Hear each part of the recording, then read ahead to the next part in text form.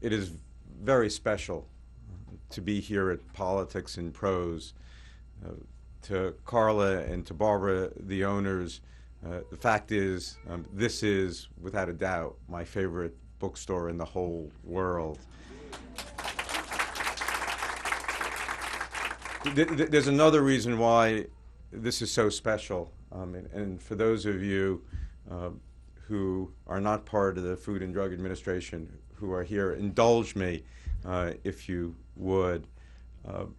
This is a very special week, and there's some very special people here that I've had the privilege over my life to be able to work with.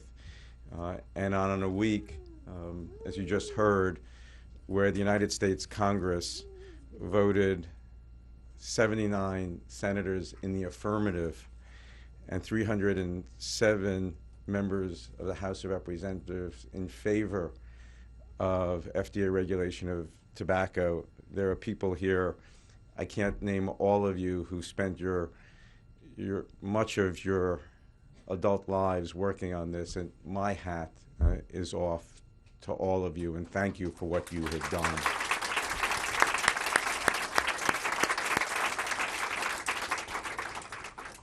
Let me tell you the journey. Tobacco took 15 years. Since the day we started, it took 15 years to get to where we are, and along that path, that's a long time. But if you're willing, one of you in the audience, I still remember to this moment, we went around the table and I asked people what they thought. And you heard what you would expect to hear. It's a fool's errand. It's the big muddy. It's political suicide. Yes, it's the right thing to do. But, if you do it, it's going to take all the energy and everything you have. And then one of you looked at me and said, if you're willing to take on tobacco, I'm willing to spend the rest of my career working on this. That taught me more than anything else one could ever imagine.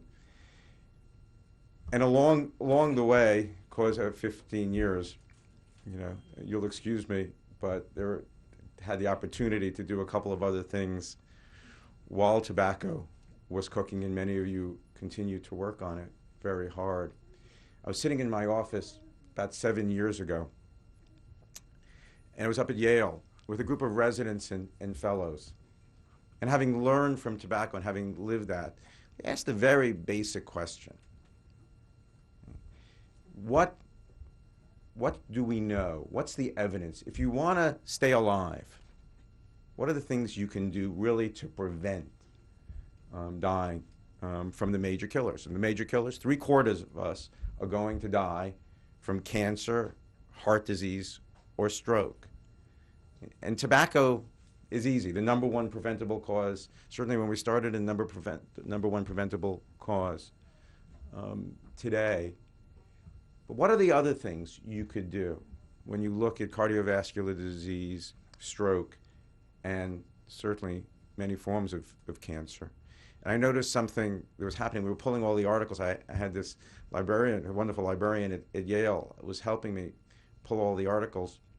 And I noticed that along the way, as she was doing this, over a 3-month period, she lost 30 pounds. Because all the articles on prevention, we know that excess weight is not good for us, but it was striking, the contribution to health.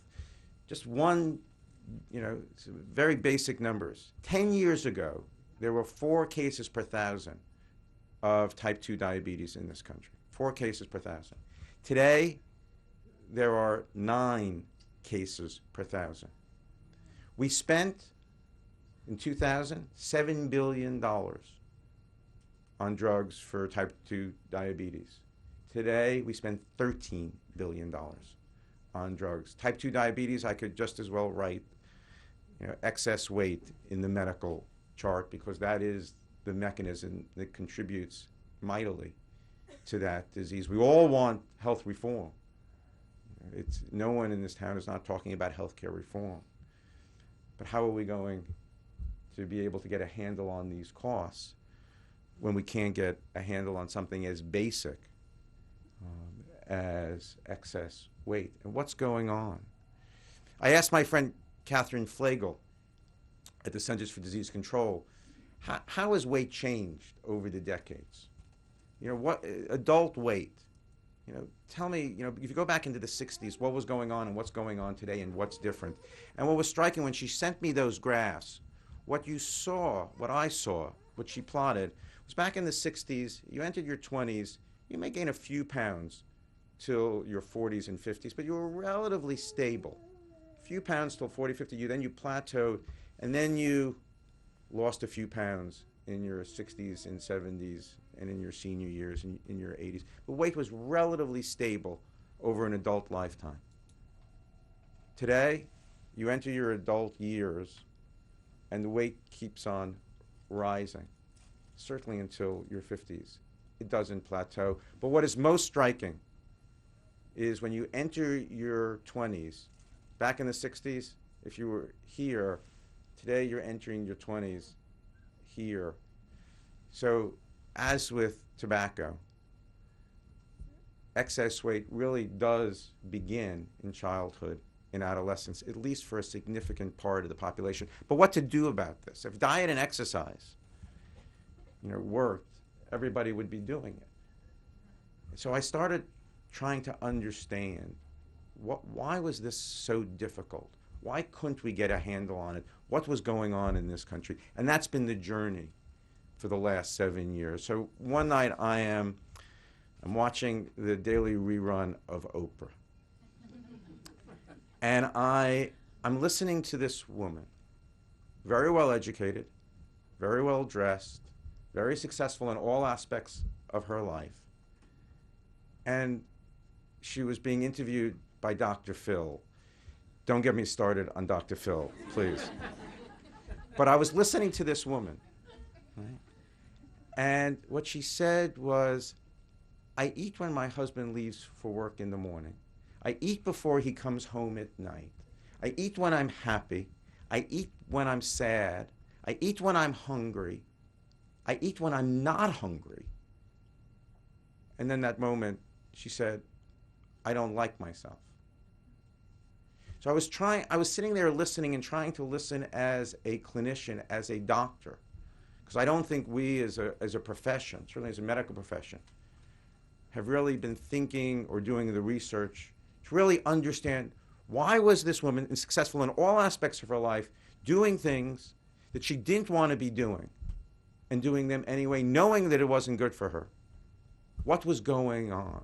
What was going on clinically? What was going on scientifically? And that was the journey for the last 7 years that I wanted to understand. So with colleagues in a number of great institutions, let me just give you 4 pieces of the science, and then try to put together this puzzle, this mystery. Why does that chocolate chip cookie have such power over me? That really is the question. I mean, and I could relate to that woman on Oprah. Right? I have suits in every size. Right? And I probably gained and lost my body weight over my lifetime several times over. What was going on with that woman? Let me give you the pieces of the science. With colleagues at the University of Washington, we published an article recently, not the typical scientific title for a scientific journal. It was called Deconstructing the Vanilla Milkshake.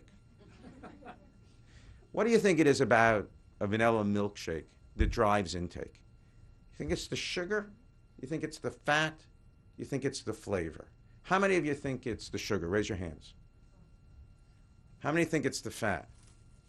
How many think it's the flavor?